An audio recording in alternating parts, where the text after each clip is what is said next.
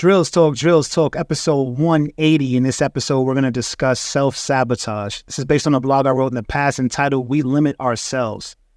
We do limit ourselves, sometimes unknowingly, sometimes knowingly, sometimes out of fear, sometimes out of disbelief in ourselves. It can be plenty of things, but I'm going to talk about how we can look out for self-sabotage, point to it, and make sure we're not doing it anymore. A lot of times we think that we're taking too long to get somewhere, and the real reason we're taking so long is because of us. We don't have a nemesis out there that's attempting to stop everything it is we're trying to do. We haven't even shared everything we're trying to do, yet we still feel there's something in our way. Well, with us being the only one who knows exactly what we want to do, who does that leave? Let's go. Yo, Drills. Created by the great wizard of the new world. Drills Talk, episode 180. In this episode, we're going to discuss self-sabotage. But before we get started, please like, subscribe, show your love however you would like to show your love. Here are our entrepreneurship/mindset motivational channel. Every Monday, there's a new blog. Every Wednesday, there's a new Drills Talk. Thanks for listening. Thanks for watching. Let's get started. Number one is we're not one-trick ponies. We can be better at almost everything it is we do, but we can also learn something that we have no clue even exists. We limit ourselves in telling ourselves that, hey, we're good at this. And I know a lot of times the work world or, the work environment tells you, well, you're really good at this. Why, shift and attempt to be good at something else? Now that makes sense for that particular company, but that may not make sense for you. If you're only good at one thing and that company no longer needs that one thing, then that company no longer needs you. And we don't want to put ourselves in that position, right? We want to put ourselves in a position to where we know multiple things. Well, let's say something new comes along and you're no longer needed. Not you particularly, but your job, what you're good at, is no longer needed. What do you do now? Because you've only set aside time to get better at that one thing that you were technically already pretty good at.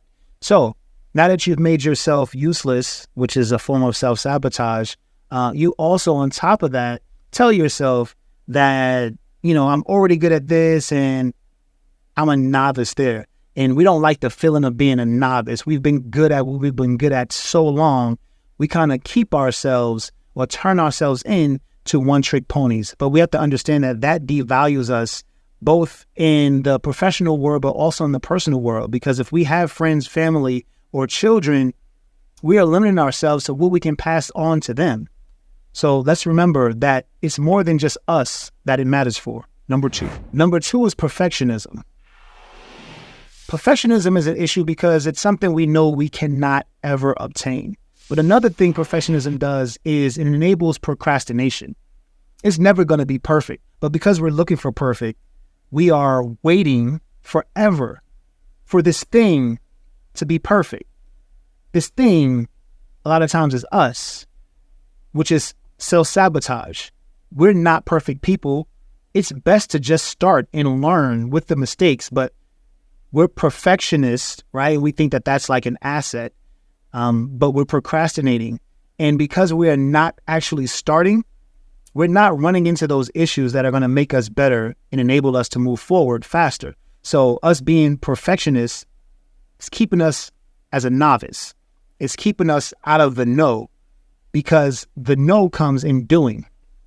The know comes in experience.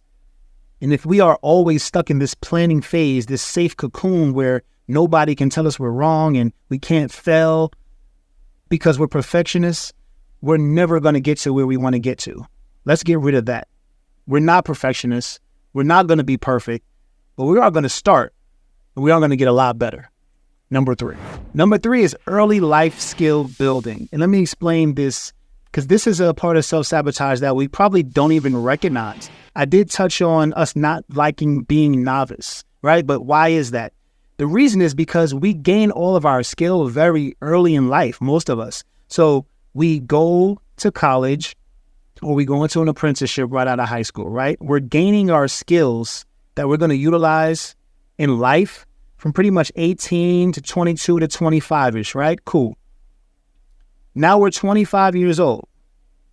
If we look at it in the reverse, If you were 75 and someone asked you, after you're 25, do you think that you'll just be done learning?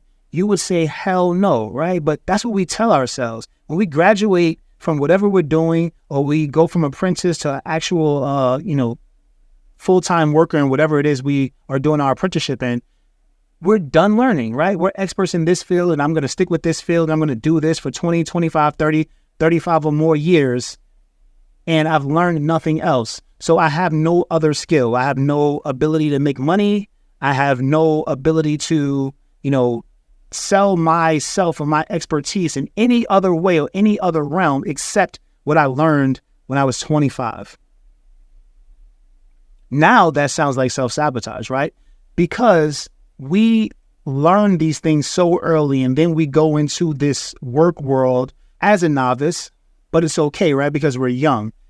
It's hard to be that novice and quote unquote start over at 35 or 40 or 45. But we have to understand that we were even less than a novice at 18 when we begin to start this. Think about yourself walking into college and starting or taking your first class in whatever your major was, or walking in as an apprentice and not knowing a damn thing about whatever it is they were about to teach you.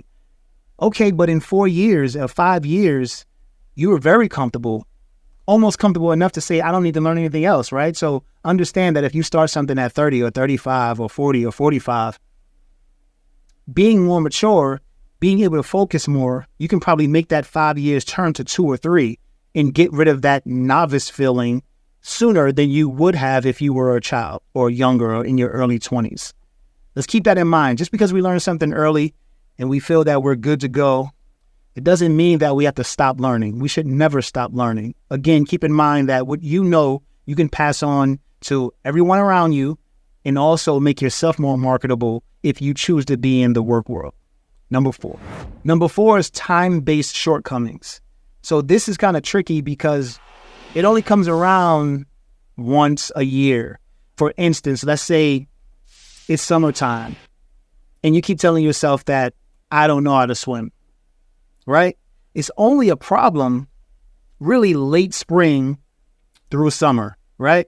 And then it's no longer a problem. So now you just can't swim. It doesn't really come up after summer's over. You went to a couple of pool parties. You stood on the side or stood in, the side of the pool where you can stand up comfortably without thinking you're going to die, right? Cool. You only have to do that for 2 months, 3 months out of the year. That's a problem. That's self-sabotage, because for real, 9 months, 8.5 months out of the year, you're not addressing this issue that you can address, and then it's no longer an issue. Self-sabotage. Another example. In the winter, when summer is over, we just eat, right? We have the holiday season, and then New Year's comes, and we have that fake New Year's resolution that we're going to lose weight, and we don't. We're going to go to the gym. We go the first 2 weeks of the year, and then we stop. But then spring's coming, right? And the weather's getting warmer, and then we look in the mirror, and we're like, damn, I gotta get my diet right. I have to eat correctly. But it's only an issue when we're going from winter to spring. It's not an issue fall or winter. It's not an issue summer to fall. You know what I mean? So we're not thinking about it. It's time-based. If we can take this time-based issues and make them issues year-round, we can get that part of the self-sabotage away. Drills Talk. Episode 180, this is the discussion of self-sabotage. I hope these 4 things can help you open your eyes and become a better you. Please believe that a lot of us, almost all of us, deal with some form of self-sabotage. If this video helped you, can probably help a friend, please share it. Thanks for listening. Thanks for watching. It's drills.com. Check this shit out. It's Drills.